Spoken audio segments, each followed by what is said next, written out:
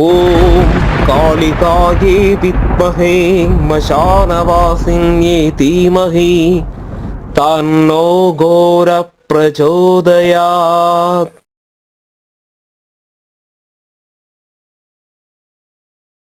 வணக்கம் ஆன்மீக நண்பர்களே.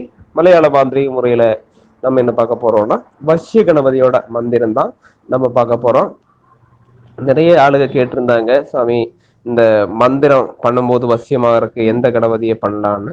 அது மகா கணபதி பண்ணிக்கலாம், வசிய கணபதி பண்ணிக்கலாம், அது தப்பு கிடையாது. அப்ப வசிய கணபதியோட மந்திரம் தான் நம்ம கொடுக்குறோம். அப்ப எல்லாமே நம்ம செய்யறது எல்லாமே நல்ல வசியமா சீக்கிரமா சித்தியாகக்கூடிய மந்திரம் தான் வசிய கணபதி மந்திரம். அதுக்கு முன்னாடி நம்ம சேனல்ல சப்ஸ்கிரைப் பண்ணாதவங்க தயவு செய்து சப்ஸ்கிரைப் பண்ணுங்க. உங்களுக்கு பிடிச்சிருந்தா லைக் பண்ணுங்க, ஷேர் பண்ணுங்க. நம்மளுடைய வீடியோ உங்களுக்கு முதல்ல வந்து சேர்றதுக்கு இந்த கீழக்கான பெல் பட்டனை நீங்க பிரஸ் பண்ணுங்க. அதாவது இந்த வசிய மந்திரங்கள்ல வந்து காமதேவம் மந்திரம், அதே மாதிரி ரெதி மந்திரம், இந்த மாதிரி வசிய கணபதி மந்திரம், இதெல்லாம் தான் நம்ம வசியத்துக்கு கூடுதலா யூஸ் பண்ணுறோம். ஆனா இந்த இதுல என்ன வசிய கணபதிக்கு இம்பார்ட்டன்ஸ் என்னன்னா, இந்த வசிய கணபதி வந்து மந்திரத்திலையும் எல்லாத்துலயுமே வசியம் ஆகும்.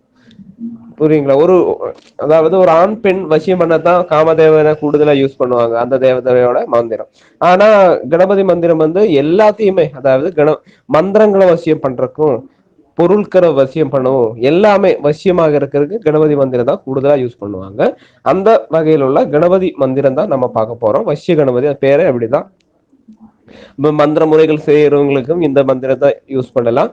சீக்கிரமா இந்த மந்திரத்தை இந்த மந்திரம் சொல்றதுனால அனைத்து மந்திரங்கள் எல்லாமே நமக்கு வசியமாகுங்கிறதா அதோட அர்த்தம் வருது. இந்த மந்திரம் நம்ம எப்படி செய்யணும்னா, ஒரு அத்தம் நட்சத்திரம் வருது இல்லையா, ஏதாவது ஒரு மாசத்துல ஒரு அத்தம் நாள் நீங்க பார்த்து ஒரு மஞ்சள் பொடியாக்கி அதுல வந்து ஒரு பிள்ளையார் நீங்க செய்துக்கணும். இந்த பிள்ளையார் செய்து அதுல அருகம்புல்லு தான் தமிழ்லயே அருகம்புல்லு தான் நினைக்கிறேன். அருகம்புல்லு நம்ம குத்தி வச்சு அந்த பிள்ளையார்ல குத்தி வச்சு பூஜை அறையில வச்சு, நம்ம கீழே வைக்க கூடாது, ஒரு வாழலையோ ஒரு பீடமா போட்டுதான் அந்த பிள்ளையார நம்ம வைக்கிறோம்.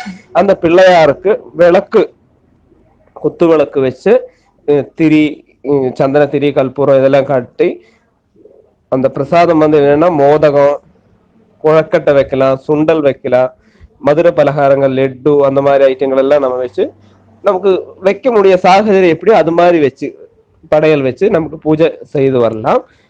முதல்ல நாள்ல நீங்க வந்து ஒரு 108 உரு நீங்க கொடுத்தீங்கன்னா போதும். ஒரு 11 நாளைக்கு 108 உரு வச்சு கொடுங்க. அப்புறமா நீங்க வந்து பாக்கி வர 41 நாள்ல 1008 உரு மீதம் நீங்க ஜெபிச்சு வாங்க. கண்டிப்பா வசியம் இருக்கும். ஏன்னா ஏதாவது பொருட்களை வசியம் பண்ணும், வீடு வாசல் ஏதாவது அந்த மாதிரி இருந்தாலும் நீங்க நல்ல எண்ணத்தோட அந்த மனசுல நினைச்சு இந்த ஜெபம் பண்றதுனால உங்களுக்கு கண்டிப்பா அந்த வசியமாகும். இல்லாம மந்திர ஜெபம் பண்றவங்களுக்கும் எல்லாமே வசியமாகும்.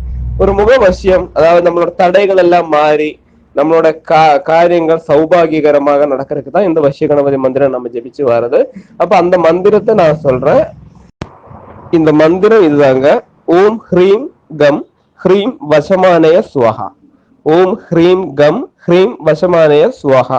இந்த மந்திரத்துக்கு நம்ம யூஸ் பண்ண வேண்டியது ரத்த கந்தனத்தோட மாலை இருந்தா நம்ம அந்த மாலையை யூஸ் பண்றது ரொம்ப நல்லது. இல்லைன்னா நீங்க மாலையே இல்லைனாலும் கையில வேணாலும் நீங்க கணக்கு பிடிச்சுக்கலாம், தப்பு கிடையாது. அப்புறம் வேற இந்த மந்திரங்கள் என்கிட்ட வந்து நிறைய பேர் எழுத்து வடிவில கேட்கறாங்க. மன்னிக்கணும், நான் ஒரு தடவை நான் சொல்லியிருக்கேன், எனக்கு வந்து தமிழ் எழுதுறதுக்கு அப்படி தெரியாது. அப்போ அந்த மந்திரம் நான் போடுறதுல எழுத்துல ஏதாவது தவறு வந்தாச்சுன்னா அது ரொம்ப தப்பு. அதனாலதான் நான் அது போடல. மறுபடியும் ஆனா நான் சொல்லும் போது மெதுவா தான் நான் சொல்லித்தரேன்.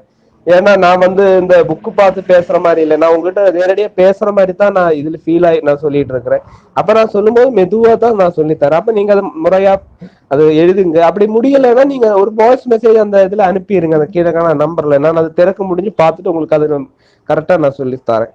அப்போ உங்களுக்கு இந்த வீடியோ பிடிச்சிருந்தா லைக் பண்ணுங்க, ஷேர் பண்ணுங்க. ரொம்ப நன்றி.